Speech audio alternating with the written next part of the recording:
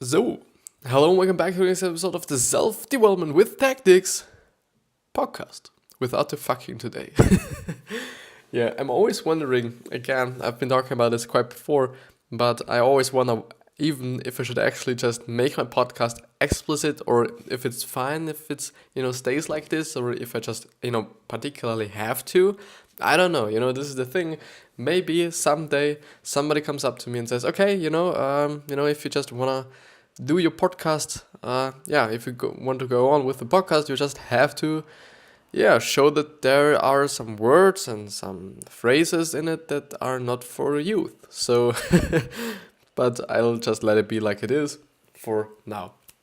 I remember nothing, but I do just, never mind. I was just searching for my cap actually, because it kinda, never mind. I'll let it be like this. Today my Beatle is also great. Beatles were cool, I think. I haven't just, listened to some of their songs, but yeah, it's not my, time span. It wasn't my time span.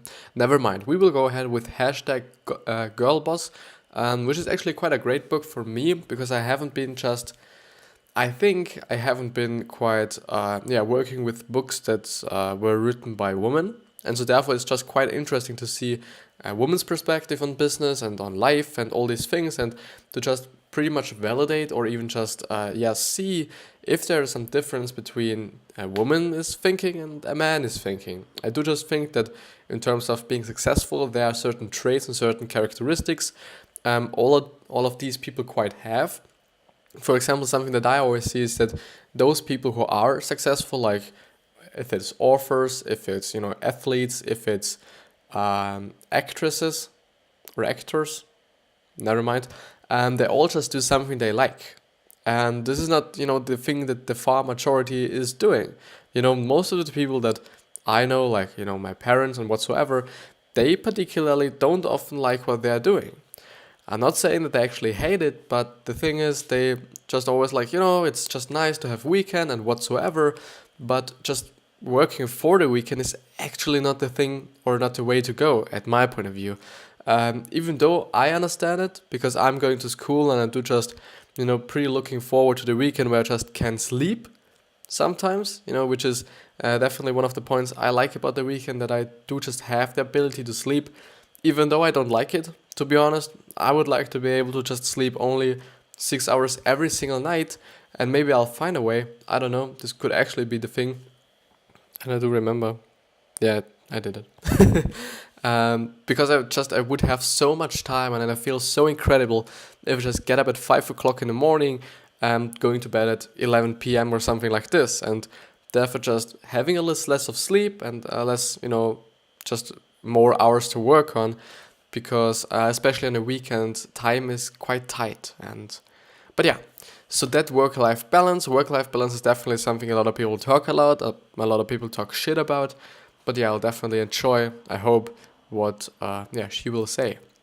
So everyone always seems to be looking for the magical work-life balance, to find that magical place where your work life and your personal life are both optimal and nothing ever tasks over the other. Amaruso, or actually, I always quite pronounce all the authors' names wrong, and I'm very sorry for that. I've just seen a video about James Altucher, I think it's called, and I always pronounce him wrong, I think, but never mind.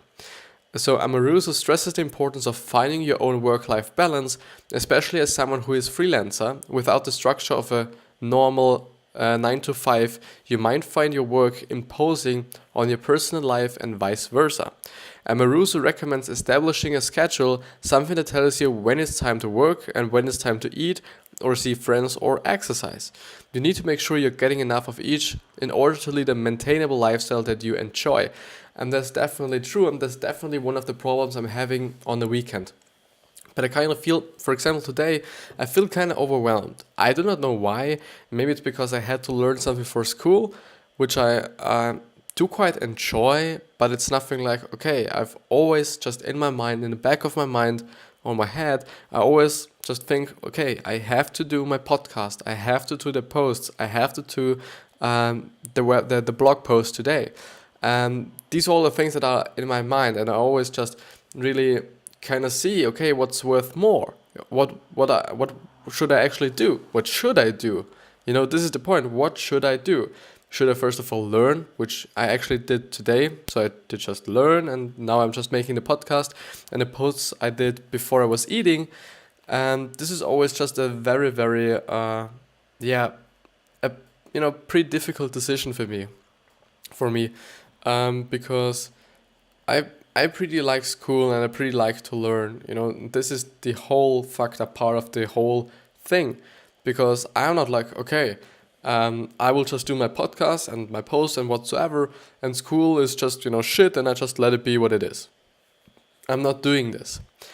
And I'm just really glad for the people, and I really just hope for some people that they have the ability to just fuck on something so that they can actually, pretty much focus on one thing just, entirely. But this is nothing I do. Maybe it's just because I like both things that I try to do both and try to be good at both. But yeah, it's definitely difficult for me on the weekends to kind of schedule my time, because I tend to just work the whole day long, but in such a time span where I just think like, okay, I could have done much more in this period of time that I actually did, which is just a very big problem for me. And I do just have to look for an option and or a solution for that, and especially about the overwhelming thing being like whatever, nothing that's pretty fun. It's just really fucked up if you do just feel always just overwhelmed, or not always, but in certain periods of time pretty overwhelmed, and nothing seems to be right, and nothing seems to be okay, and nothing just seems to make you happy, and so on and so on and so on, and this just really fucks with you. But yeah. So create boundaries and structure. You have to be your own parent. And it's definitely true. And therefore I do just have a lot of respect for the people, or of the people who are just freelancing. Because they do just have to schedule the time and see, okay, they have to be productive, they have to work, they have to just do as much in that time, in their 8 hours or whatever they're working on a day, or as possible, and this is something at my point of view that's quite difficult for me. Maybe it's just because I'm pretty used to having a completely different schedule during the week, because during the week I'm always somewhere else. Maybe I just need it. Maybe just I think if I was a freelancer, which is actually something that I've been thinking about doing besides school, because I do just want to make a little money besides school, just because I want, just because I feel like, okay, just because I want. I think I wouldn't actually do something with the money. I would maybe just put it into the podcast and buy myself stuff for this, to just really kind of step my game up a little bit and make everything a little bit better, or just to buy better food every single day, because most of the time I do just buy food that is not shit. I just always try to eat healthy and eat all the nutrients that I need, but often I just take anything. I'm also not very looking at where it's coming from, the food, which is definitely in Europe a thing, because if it's not from your main country or your own country, it definitely just pollutes the whole world a little more, because they have to ship it and so on and so on and so on, and therefore I just always take the cheapest one. I do not know if I would do it just if I had more money. I could spend it, but I quite don't want to.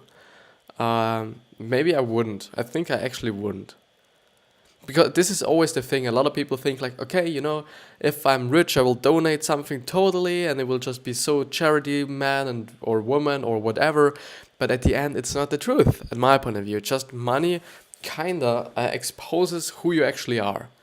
And if you're not doing it right now, so if you aren't just basically spending 1/100th of your whole salary on charity or by donation or by donating, why would you if you are just richer? I think a lot of people get that wrong, and this is just actually something that I recognized quite late, to be honest. So money, money, money. As Amaruso so eloquently puts it, money looks better in the bank than on your feet. Definitely. So learning to understand and control your finances is a skill that Amaruso highly recommends. You need to master this in order to lead the lifestyle you desire.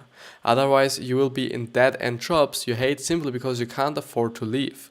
Figuring out your finances is really the key to any kind of freedom. Nobody enjoys having no money. Living paycheck to paycheck gets old pretty quickly and the thrill dies off. So learn how to be smarter with money and reap the benefits. Amaruso acknowledges that bills are inevitable and these are never going to simply stop appearing. You've got to pay your bills and pay them by the due date. This one is entirely necessary, it's not an optional expense. Amaruso's top saving tip is to pretend your savings account is simply another billing account. Just like your power and phone bills, pay a sum of money into your savings account monthly. Don't ever skip it, or even better, set up an automatic payment so whenever you receive your salary, a portion is automatically diverted to your savings. So if you never see it, you will never be able to actually kind of use it, to be honest. And this is actually something that I do for myself as well. So I get quite a lot of pocket money. I don't use it though, so I basically only use just the really minimum of just what I of what I want to actually. Even though I quite have not a lot of money, definitely not, but I could spend a lot of money on the things that I actually wanted or the things that I think I just, put my money in, but I'm actually not doing. And this is the point. I'm not doing it because I've never been a person who spends a lot of money on, first of all, dumb shit or shit that I actually don't need or shit that I could just get cheaper. I'm always trying to really, put my money into something that's worth the price, some kind of. So I'm going for quality and the price. So I think I would rather buy something in the middle that's kind of good for me. So in terms of food, I will definitely buy something that's there's no shit in, and that's kind of basically only the thing that I want to eat, and not something like, I don't know, sugar added and some some flavors added and whatsoever. Just a lot of things are just added to all the meals and all the food we are eating actually, which is totally a piece of shit. But I would rather just eat something that's a little bit more expensive, but I'm just really sure that I can eat it and that it is kind of benefiting or at least not harming my health. Yeah. And in terms of the automatical payment, I think I always just put away, I think, more than the half. I think actually 60% of what I get as pocket money into my savings box, or it's actually some kind of a wallet. And I always just, look at the actual thing, or actually the money that I have and this kind of wallet, and just see, okay, is this money that I'm having for me to kind of use, is this enough, or should I just change it up a little bit? And I'm always quite just keeping the money that I could use, which I'm actually then at the end never using, just have it as low as possible and have it as just really, really, really tight as possible, so that I'm not actually spending, or maybe even spending some shit on something. The last time that I actually bought myself something that wasn't quite necessary was This Is Marketing by Seth Godin, which is actually laying beside my bed and which is actually stressing me out a little bit because I do not read it. The basic thing is that I just always think about reading this fucking book. Maybe it's just because it's next to my bed.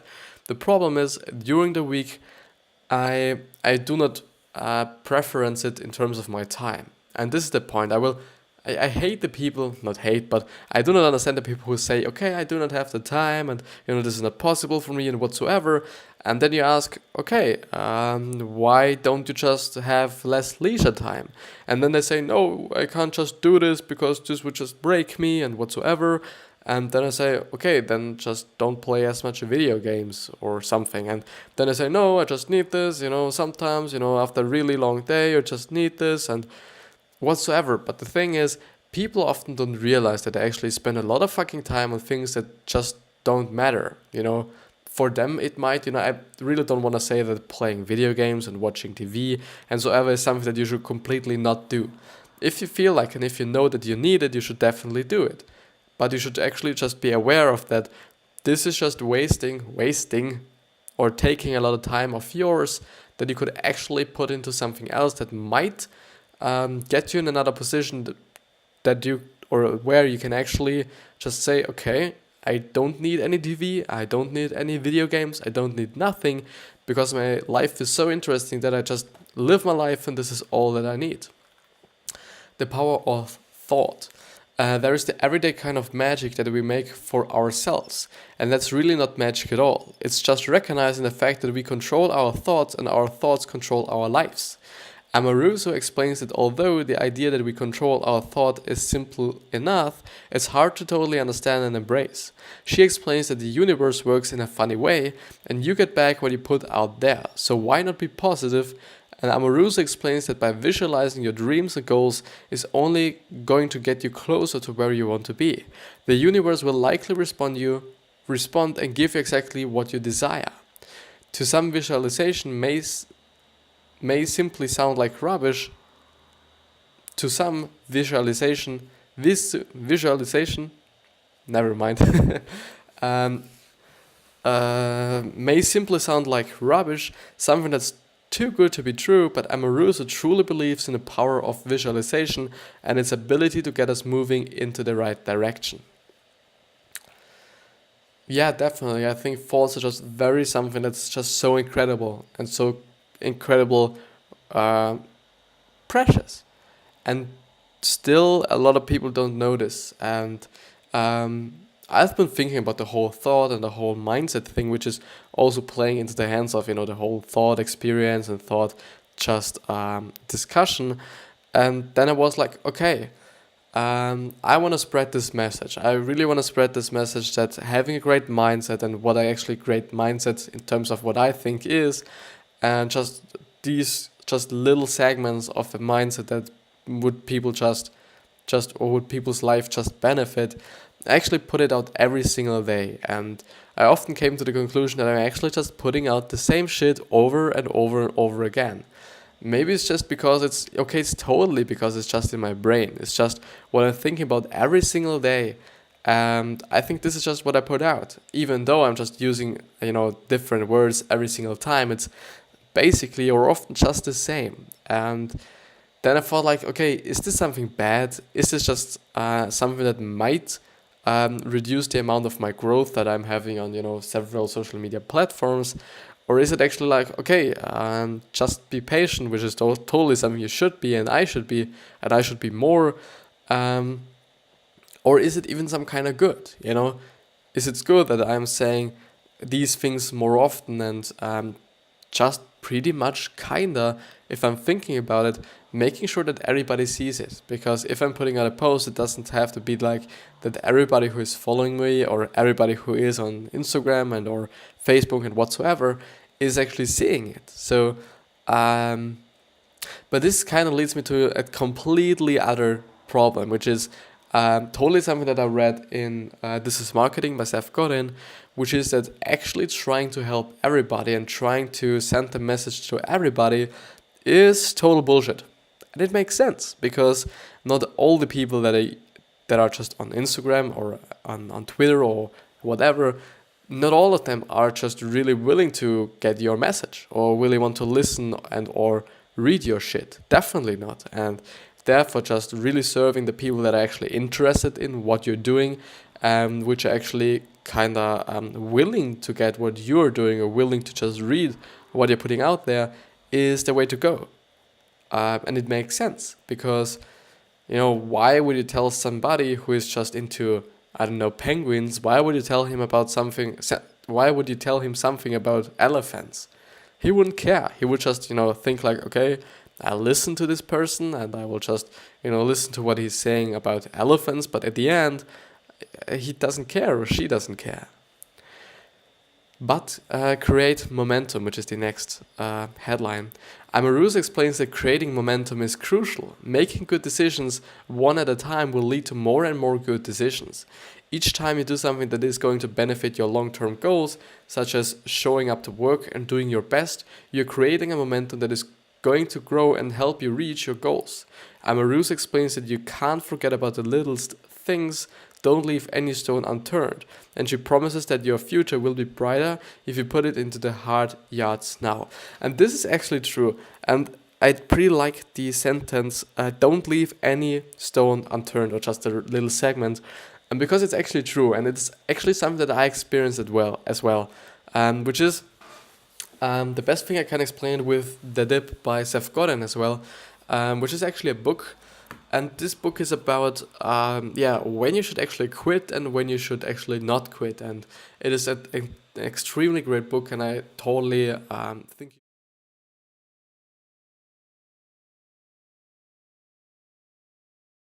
Sorry, I actually did a summary as well on it, so therefore just go into the on my YouTube and or the podcast, whatever you just are, and look for the book. Just type in That Dip, either it's That Dip or just Dip.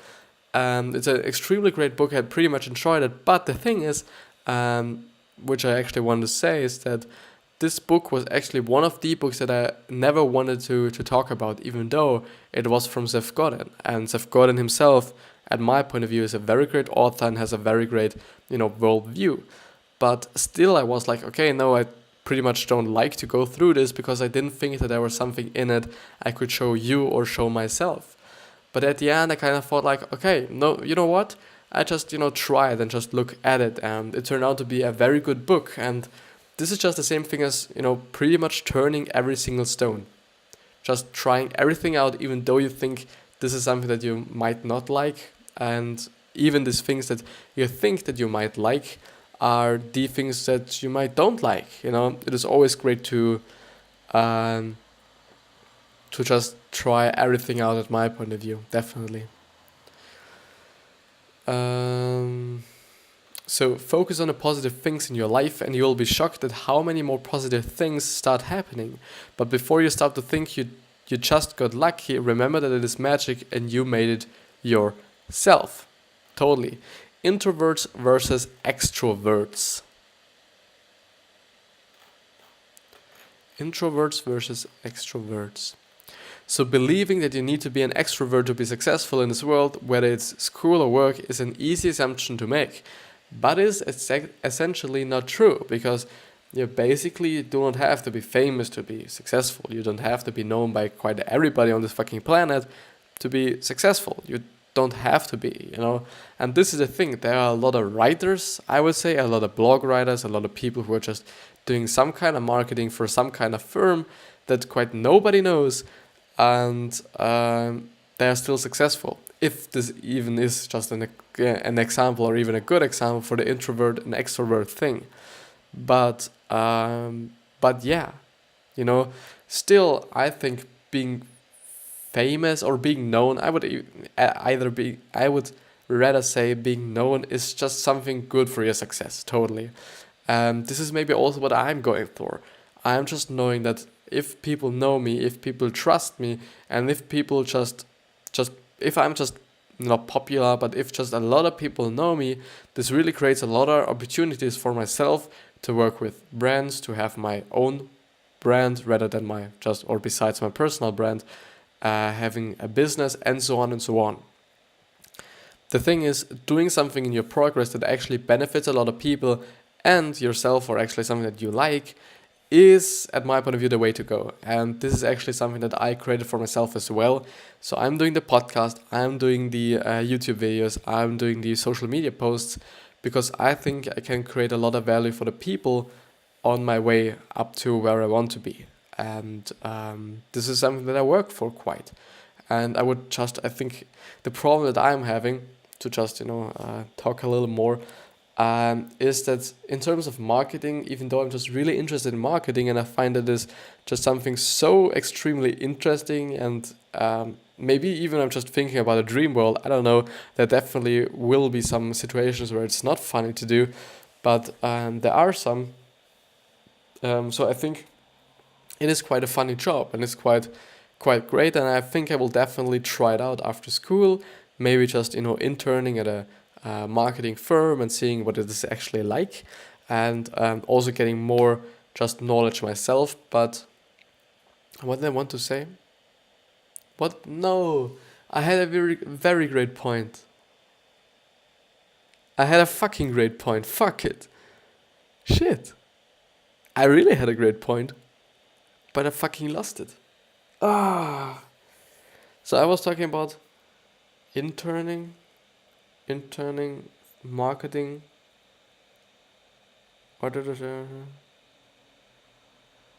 Fuck, never mind. So, but Amaruso explains that it's not accurate. Although being an introvert makes you feel as if you can hide in the shadows and be overlooked, this doesn't directly correlate to success. Just because you're not the loudest voice in the room doesn't mean your ideas don't have value. Totally. So networking is something often discussed in business, and Amaruso believes that there is actually too much importance placed on this aspect of work. Just because being in a large group of strangers isn't your thing doesn't mean you can't be successful. Amaruso explains that introverts are likely the ones to sit in the back of a meeting and not speaking up, therefore their peers may not view them as leaders. However, Amaruso points out that introverts usually have more empathy and can make better leaders. Maybe because they're just listening, and they're listening to the people and what the people are actually saying. And this is, at my point of view, definitely a pretty great point of being a leader, because if you can't see and if you can't listen to the problems and therefore kind of recognize the problems that your peers have, that your coworkers have, that your employees have, then you're not a good leader, because you're basically, and this is something that I kind of just recognized pretty late, you're pretty much working for your people rather than the people working for you, because you practically have to just create a great framework for the people to work in. And you're the one who established this, and you're the one who just has to lead the people. Yeah, so at the end you have a lot of work, and they just pretty much follow you and do what you're saying. But you have to come up with, what they should do, and which people you need, and whatsoever, and you have to take care about them, and if you're a good leader, to be honest. So there are a lot of shitty leaders that are just, I think, giving a fuck about their people and giving a fuck what the people are thinking, and even if they're just, happy with the work they're doing. So I think definitely being an introvert makes you a very great listener, and yeah. So Amaruso discusses a few other traits of an introvert that are beneficial in this business world. The first one is introverts don't make risky financial decisions. The problem that I'm having with these assumptions and these thoughts is that it is so much of a generalization that I can't even just maybe go through it. No, but it's definitely not true for everybody. So I think there's a far majority, or even, maybe a far majority at this point maybe or can be applied to, but it doesn't have to be every fucking one. This is definitely something I wouldn't say. No, but yeah, so it do makes a little sense, but I actually wouldn't say that this is just something that all the introverts are doing. So not all the introverts are not doing any risky financial decisions, in their whole entire life. But yeah, the second one is introverts usually try harder with problems and are more persistent. Third one is they can be extremely creative. An extrovert can't be extremely creative. You know that? So if you're an extrovert, I do just, pretty much there are stereotypes. And totally, totally, there are stereotypes, but I actually wouldn't say that. I think in general, generalizations are such a piece of shit. Even though you can just, apply it to some of the people and maybe a majority of the people, doesn't mean that you should do it to every fucking body. Doesn't make any sense for me. But yeah, a lot of the world's great artists, thinkers, and even business people are and were introverts, like Albert Einstein, or actually Albert Einstein, to pronounce it actually correctly, Bill Gates and J.K. Rowling, to name a few of them. I do think Bill Gates the whole introvert extrovert thing is just really black and white, I think. There are totally people who are just in the middle or some kind of both, it depends on the situation they are in. And then saying, okay, yeah, maybe they had some character traits of an introvert, but I think actually, yeah, Bill Gates is definitely not the loudest person outside. So he definitely just isn't producing a lot of content on, I don't know, social media, and just doesn't just throw his words everywhere so that everybody could catch them and whatsoever.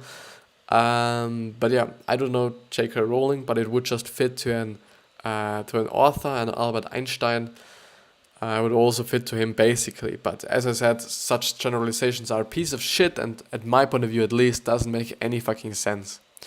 Even though having stereotypes and certain groups of people has to be sometimes in terms of marketing and your target audience and whatsoever. But yeah, in general, in a really really practical way, it's just, yeah, I don't know, it's nothing good, I think. So in no way does being an introvert doom you into a life in the shadows. And with that being said, I actually will end this episode. I hope you got something out of it. I hope it gave you some kind of value. I hope that it gave you some kind of thoughts to think about or things to think about. What the fuck? And yeah, I hope you have a wonderful day. Don't forget to think about your legacy and you giving back to other people, because these two things are essential, at my point of view at least. And yeah, I hope you are happy, you get the health, the wealth, and the success done or into your world. And with that being said, I see you the next time, actually today again, and I love you.